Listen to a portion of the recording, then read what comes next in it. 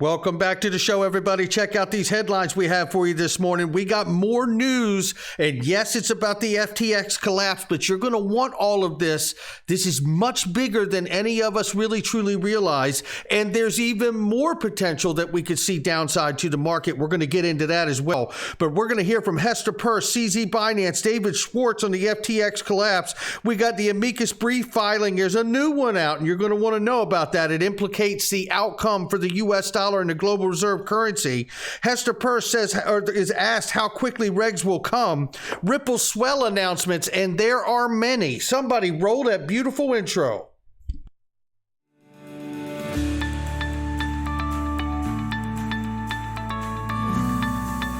Digital Perspectives with Brad Kimes. Come on in.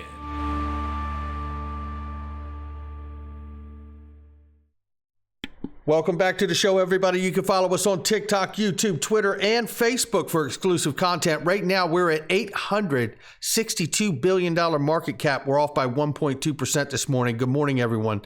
Bitcoin, 16,500 plus right now. Ethereum, 1,100, almost 1,200 bucks. And we see XRP is 37 cents. It's up 13.6 on the 7-day. I mean, this market is just getting destroyed, and it's trying to fight back, ladies and gentlemen. But I want to let everybody know right now, boy, oh boy, PolySign is on link2.com. I couldn't be more excited about what is coming. Now, it's not financial advice, but if you're an accredited investor and you want some PolySign, you better not mess around, because there is a lot of people who understand what is to come for PolySign. I'm going to give you this clip right here, and this is linked to talking with Jack McDonald, the CEO of PolySign. Take a listen to this clip. Why is PolySign a strong company, regardless of what's going on in kind of the crypto space right now? The short answer is because we're in the infrastructure business. We build institutional grade infrastructure, allowing investors to access digital assets and digital markets. Those could be cryptocurrencies. It could be more broadly Web3. And if I were to tell you we're really a Web3 infrastructure company, that would set your mind in a different place than if I said we're a crypto custodian or a crypto trading infrastructure company. And now all of a sudden that puts you into FTX, Binance, Three Arrows Capital, Terra Luna, et cetera. And the reality is that we're building this underpinning layer of support that allows for storage, settlement, and with the recent acquisition of MG Stover, the ability to do a whole series of different reporting for funds and other types of institutional investors who are accessing these markets. And we're really that connective tissue between investors, the investment managers, the markets they invest in, et cetera. So we're not in the business of picking winners and losers of which asset is going to outperform the other. We're not in the business of providing leverage. We're not in the business of trading. We're in the, somebody once referenced it to, we're in the horse feed business, like the very dry plumbing, picks and shovels side of the business. If you believe, which I hope everybody listening to this will believe, in the underlying technology has value, blockchain technology or distributed ledger technology, that's going to manifest itself in a whole number of different industries that touch all of our lives. Outside of finance and capital markets, it's going to touch medical records. It's going to touch the art provenance. Where's the painting come from? When's it changed hands? It's going to touch real estate, title insurance, and I can go on and on, shipping, payments. And it's that underlying technology which really allows cryptocurrencies to work and allows the broader digital asset capital market infrastructure to work. That's where our focus is on. And so, yes, we certainly have a lot of clients who are buying and selling and trading cryptocurrencies. But when I think out over the next 5 to 10 years, I think we are going to increasingly be thought of as a utility type company, an infrastructure type company supporting Web3 very broadly. Right. So it's not just, the cryptocurrencies that have this digital asset implication. It's much more broad than that, right? If Bitcoin and every cryptocurrency went away tomorrow, which I do not believe, and I certainly hope does not happen, we still have a business. And there you go. And obviously you can get PolySign on link2.com, the link underneath of this video. Not financial advice, but I tell you, one thing that I'm excited about is what Jack McDonald says there at the end is exactly what we talk about on this channel. And I say it a lot, and I'm going to say it again. Crypto itself will be the smallest portion of the fourth industrial revolution. The entire world is being digitized and tokenized. And he's really putting forth there, what I take away from that is they are helping to digitize and tokenize the entire capital markets, no matter what it is. And when you think about all of the things of value in this world being tokenized, then crypto, as he said there, is going to be a very small role, however significant it is. And I don't want to see it go away either. Very, very, very good clip right there. Let's keep going. Check out that link underneath the video, ladies and gentlemen. It doesn't last long. I'm telling you, whether it's Ripple or Link to shares or Upple, you get it. You better click that link. 6 months ago, John Deaton predicted that the end of the year, Gensler would sue an exchange or two. Coinbase, Binance, Kraken were mentioned. Only in Gensler's world would you punish U.S. companies who have particularly begged to work with the SEC while taking meetings and speaking with a fraudster who was one of the largest donors to the Democratic Party. Oh yes, that happened. David Schwartz breaks this down. He takes one of the pieces of the thread here from SBF. I'll spare you the whole thread, but SBF said roughly 25% of customer assets were withdrawn each day, $4 billion. As it turns out, I was wrong. Leverage wasn't $5 billion. It was $13 billion. $13 billion leverage, total run on the bank, total collapse in asset value all at once, which is why you don't want that leverage. Now he knows. David Schwartz rightfully says, and by the way, David Schwartz is over there at PolySign as well, which also excites me very much. An admitted $7 billion error in his assessment of, let me just say that again. An admitted $7 billion error in his assessment of how much risk to customer deposits his trades were taking easily makes him one of the worst traders of all time. This puts SBF on the list with the others mentioned here. I tell you, he goes on further to say here too, how did he get so wealthy in the first place? Thought Criminal says, David Schwartz responds back here and says, everyone in crypto got rich then. How could you not get rich when Bitcoin goes 25x in 2 years? And then after that, he had limited window to exploit inefficiencies in crypto markets, but that ran out as soon as others caught up. True to life. That's exactly what we're seeing here. And, a lot of people were suggesting that SBF had something to do with the run-up. Now, that's another video. This, however, is CZ from Binance on CNBC Squawk Box. Let's take a listen to what he says right here. Why don't you take us back, if you could, to when you first got the call from Sam and you first had a chance to look at the books, because I think a lot of people are still trying to understand exactly what happened here. How much of this was about commingling? How much of this was about terrible marking of the books? What did you see? Yeah, I think I got a call from Sam 48 hours after I made the tweet, and then he wanted to talk. So at the beginning, I thought he just wanted to, do a buyout do an OTC deal to buy out the FTT tokens we had. And then he wanted actually a buyout of the entire firm, of the entire FTX platform. And then but then we got our team on it. It was pretty clear pretty soon that there's misappropriation of user funds. The user funds are gone. And at that point, it's clearly that he lied to his users, his investors, his VC investors, his employees. At that point, I thought I couldn't, whatever data that's in the data room, we couldn't trust anymore. So it was quite hard for us to do that due diligence. So we didn't go very far. Oh, wow.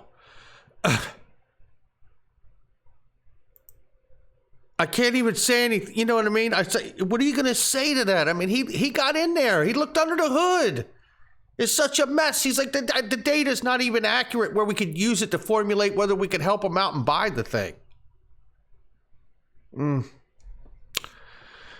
Here's Hester Purse on Liz Claimant. I'm not going to play the whole 7 minutes. I'll spare you, but I do want to give you this little bit right here in the middle about how quickly crypto regulation policy will come. For research you are able to do, what is your take on the FTX implosion and what happened? Well, thanks for having me. And without speaking specifically about the incident, just to say generally, when you see problems happen at centralized intermediaries, it is what makes some people say there must be a better way, and they look for a peer-to-peer kind of arrangement where there aren't centralized intermediaries.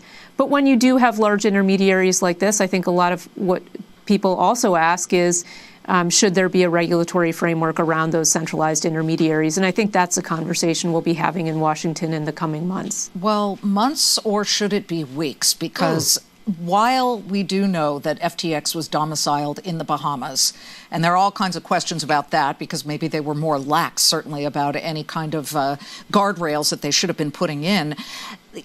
People are looking at what's happening here, whether it's with Genesis or whether it's with the fall of cryptocurrencies at the moment. And you can see the big drop-off here over the past month, right when FTX collapsed. Bitcoin also lost several $1,000s. Do you feel that this is really urgent now? Well, I don't think that regulatory policy should be driven by prices in crypto. I think there are really important questions that we have to wrestle with, and we don't want to do that in a way that's panicked. We want to do it in a way that brings in all the knowledgeable people so that we can have the conversation and that we can come up with a system that works and that doesn't favor one competitor over another. So that's really what we want to do. We don't want to regulate in haste and then regret later. Oh, of course not. But what should the first part of this regulation really look like now? Well, I think there are a couple of areas we could tackle. And one, at the SEC, we could provide some greater clarity around when something is a security. And then based on that, what the regulatory framework for entities involved with that, with crypto should be. And then on the legislative side, I think that they can be thinking about how they want pieces of the system to be regulated, including potentially having federal regulation of crypto trading platforms, if that's what they choose.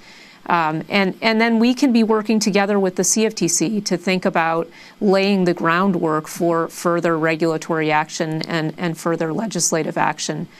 I don't know what else they're waiting for, because FTX went to the Bahamas because of the lack of clarity, right? And they're operating outside of the United States. And by the way, how about this for discouraging? FTX Bahama liquidators question the validity of the U.S. bankruptcy. If we're waiting for, the Bahamas to get on the right page here, and believe me, they go through and say that. I don't even need to read the rest of it to you. I mean, they're just like, yeah, we don't even see what the problem is here, right? I mean, that's kind of that's the word down there on the street. This is not good. And there needs to be a sense of urgency. And the truth be told, it has been 12 plus years. 2009, I believe, was Bitcoin's creation, right? So, we've been at this a while.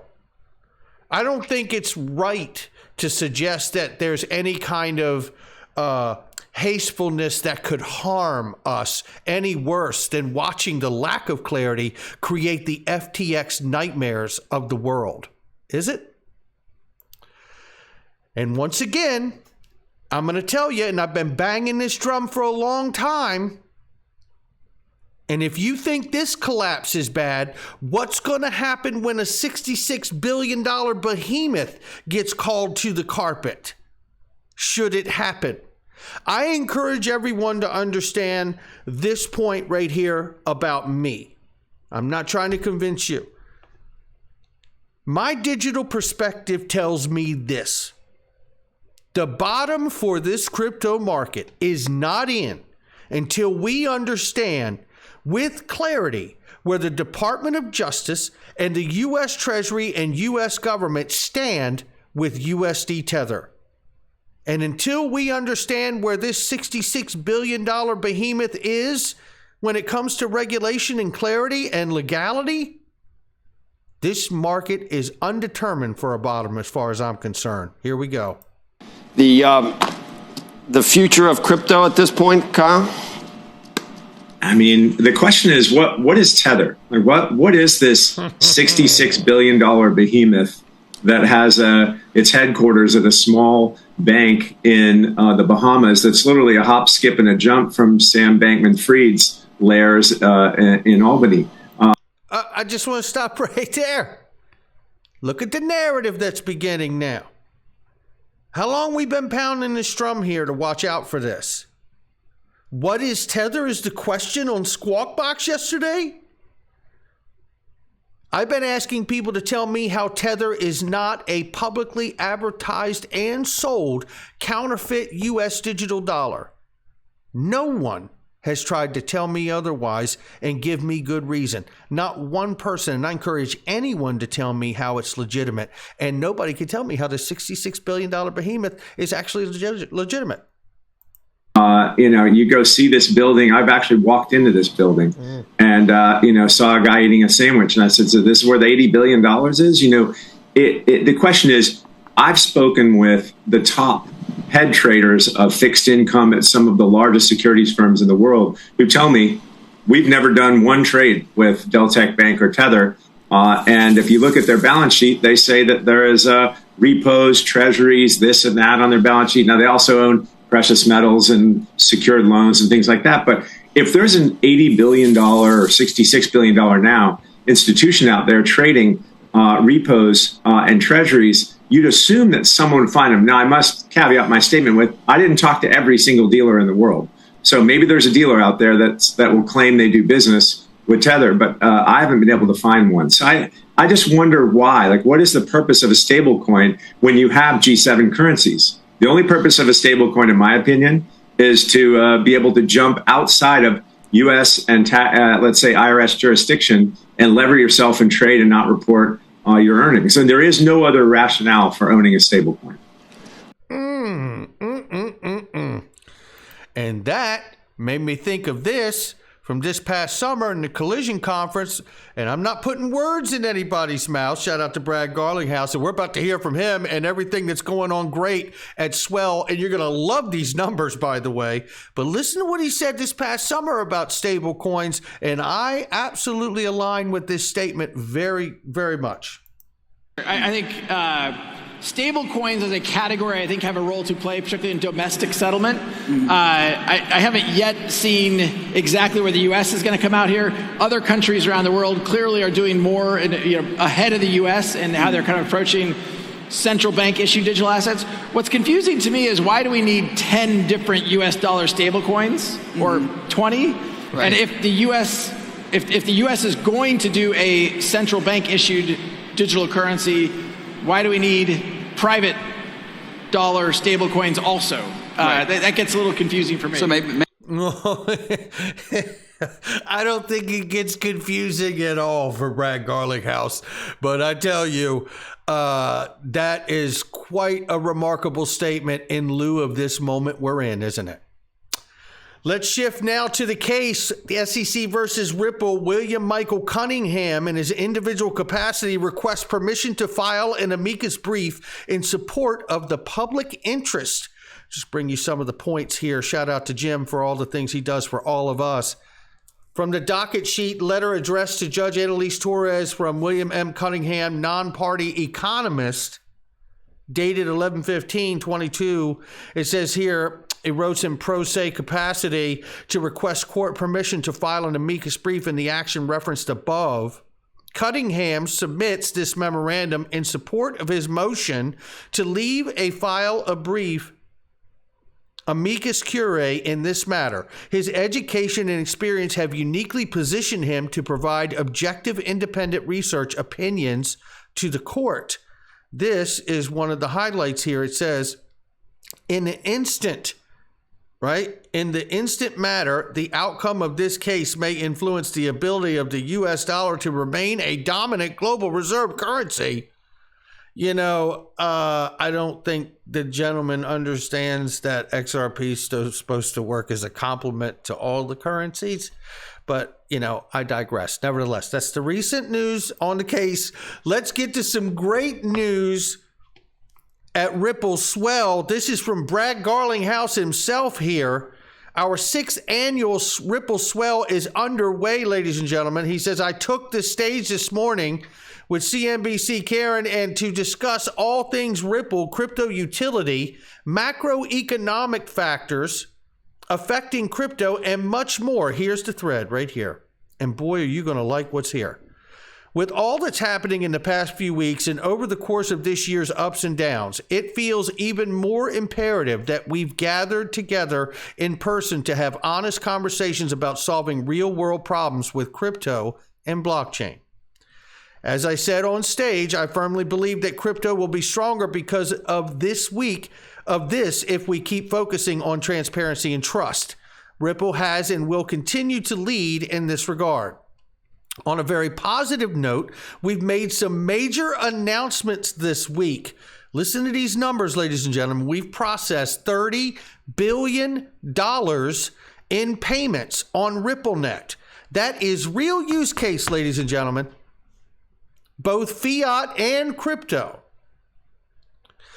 We're partnering with MFS Africa to bring on-demand liquidity to Africa, our sixth continent.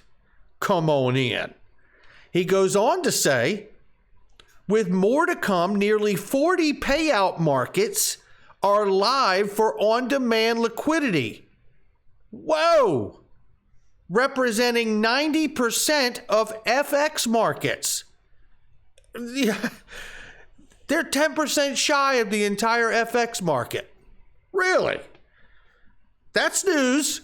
That's real good news, ladies and gentlemen. 19 plus new and upgraded from fiat ODL customers across the globe. I tell you, this is pretty remarkable. And it says here also, Real Super Mojo, which is amazing, make sure you're following them, is live using Liquidity Hub to source Ethereum. Really? Despite some headwinds, I'm immensely proud of Ripple team who day in and day out focus on helping our customers move value around the world, whether remittances, individual payments, bulk funding, treasury managements, and more. Yeah, go Brad Garlinghouse, go Team Ripple. I love the numbers. This is really, really remarkable. That's where we are on this day, ladies and gentlemen. Not financial advice from me or anyone else. Check out all the links underneath the video. They're great specials, products, and services, and usually great deals associated with them as well, but you got to click the links to get them. I'll catch all of you on the next one.